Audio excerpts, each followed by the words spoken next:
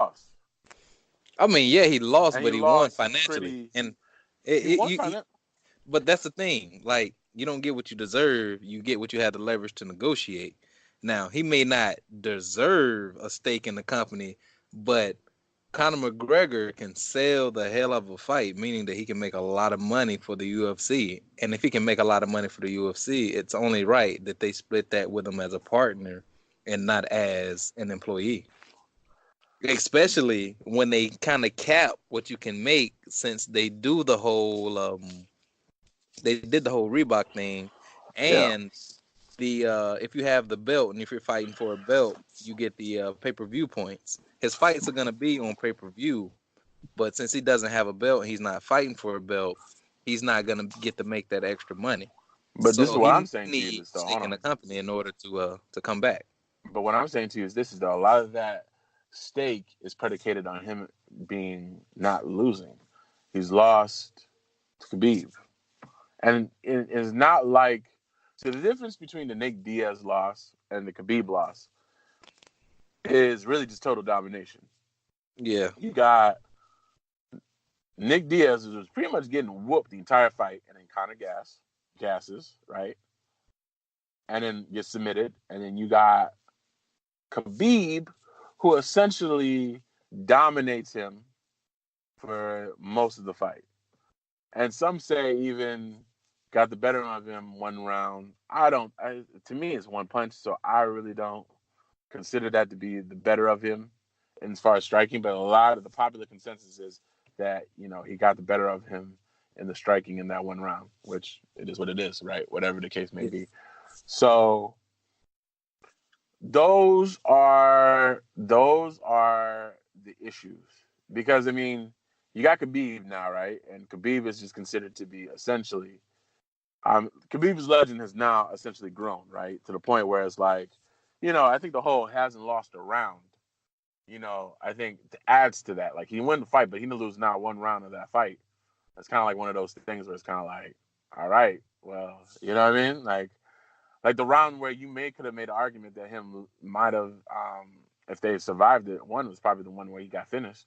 Khabib Conor got finished. So, yeah.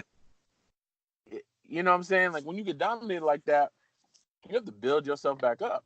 Now, had Kanye, had Conor Yeah, you came back, definitely you definitely called Conor McGregor Kanye. hey, shit, they about the same. Yeah, Anyways, I had guess Conor, had Conor through the came wire. back, beat Cowboy, you know what I'm saying? Well, that's something completely different. You know what I'm saying? That's a different situation, right?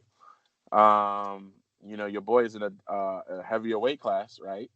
So it's a challenge for Conor, Yeah, and he's looking good. So it makes Conor, it adds to Conor's legend in a sense, and then it maybe definitely he adds to then the can, mystique. yeah, he definitely can make an argument for whatever the case may be. Had he fought Pettis, you know what I'm saying? After Pettis just knocks out Wonder Boy, that's another thing that kind of works. You know what I'm saying? Even still, Yeah, it's a step up, right? It's a step up in a heavier opponent who can fucking move. There you go. You do that, you have that. But had Connor actually fought um, Max Holloway, those fights are the fights that. So right now, all Connor can righteously do is just make money, and I don't think he it's puts true. himself in a position where he can negotiate. Because the hype on Connor is all kind of over. They're already kind of starting to like dust him up. Like as soon as he lost, in the way he lost, and it's unfortunate that he lost around the time where ESPN happened, because now certain people who normally don't comment on Connor have the ability to comment on Connor, like the Stephen A. Smiths of the world. And Stephen A. Smith has always been pretty candid about not liking Connor's, antics and whatever the case may be. So now you got those guys who have a big platform, so they can just continue to just dump on Connor. It's like I just don't think he's in the position right now to negotiate that, if that's what he's doing. And honestly, the guy is making money. I mean, even though critics have said the whiskey is terrible, but people keep buying it.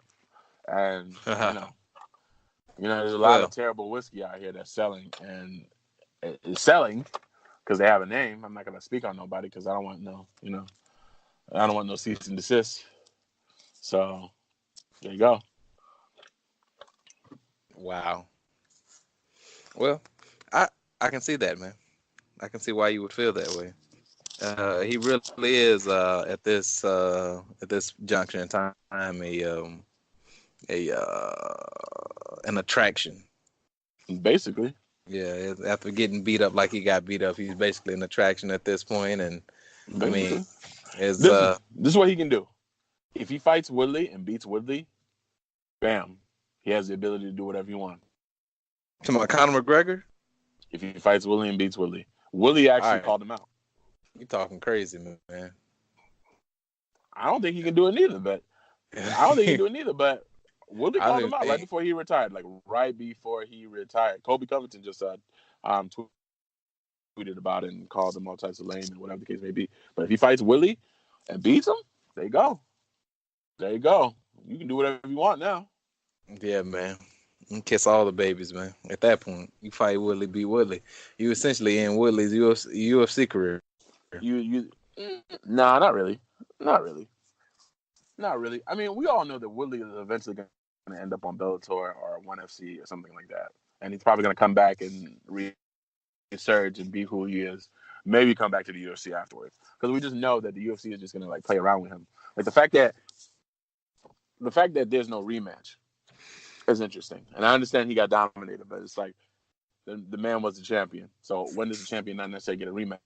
I don't know if the UFC does rematch clauses. So you lose it because they didn't rematch Eddie Alvarez versus Conor. They just kind of done. They didn't rematch Aldo versus Conor. Done. So,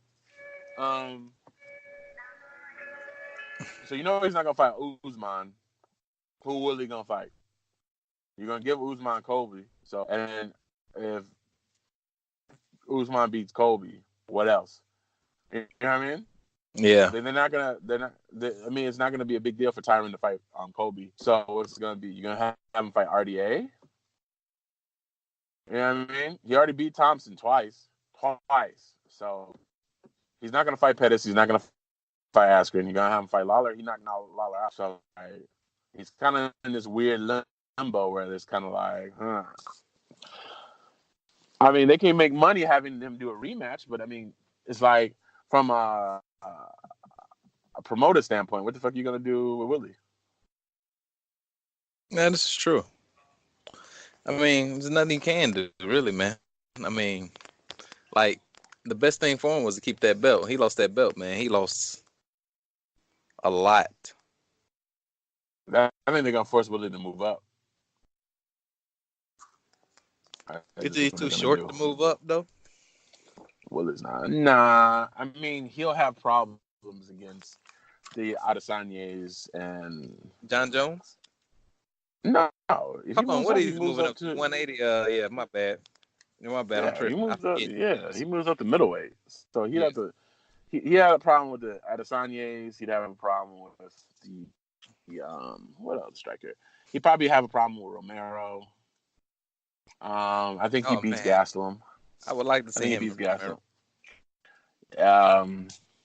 Yeah, because I mean, see, this thing about it is that's why he'd have a problem because it forces Woodley to engage because Romero's going to engage with him because at no point is Romero going to be fearful of that man's wrestling. He's just going to step right into him. Let's go. So he's going to engage with him, and Romero just seems way more athletic,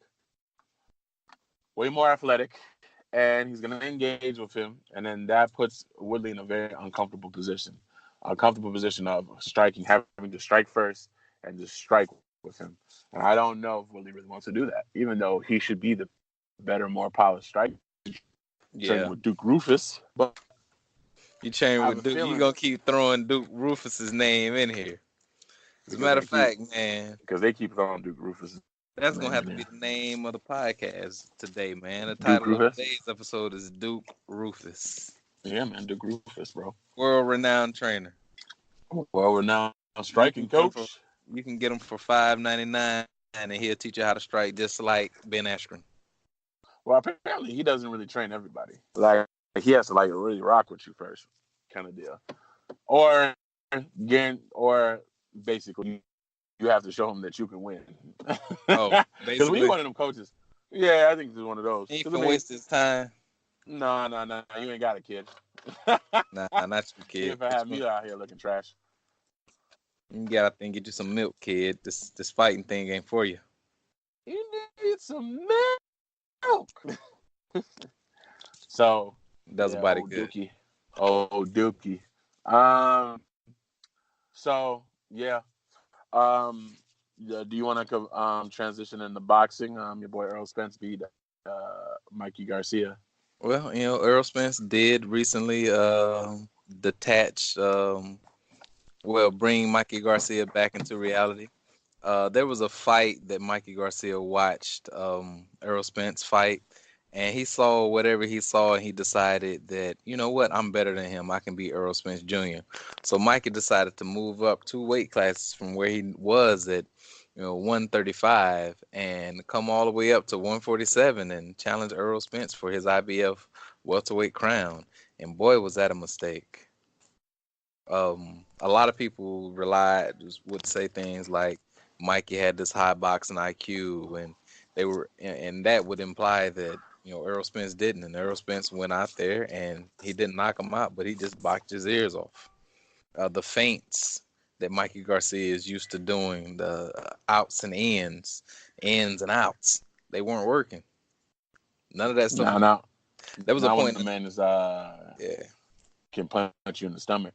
yeah, he gonna stand there, man. Like there was a time in the ninth, 10th round where Mikey Garcia's corner wanted to go ahead and throw the towel in, but obviously Mikey got a little pride. He went out there, put a little pep in his step, but still had absolutely no chance of winning the fight. But I was glad it happened because it gives Errol Spence, it gave Errol Spence an opportunity to be the kind of star that he deserves to be. He's a guy that beat up a Mexican in front of a whole bunch of people in Dallas. So now he's going to be very popular to root against. And that right there is the Mayweather. That's the Mayweather boost right there. You make Mexicans hate you, and then you can fight them one or two every year for the rest of your life. In September and May. As a matter of fact, I do believe that after the fight, Errol Spence had his his gear, his merch, definitely had the colors of the Mexican flag in it. For the best home fragrance and beauty products, shop Ash Kickin online. That's ASHKICKIN. www.ashkickin.com.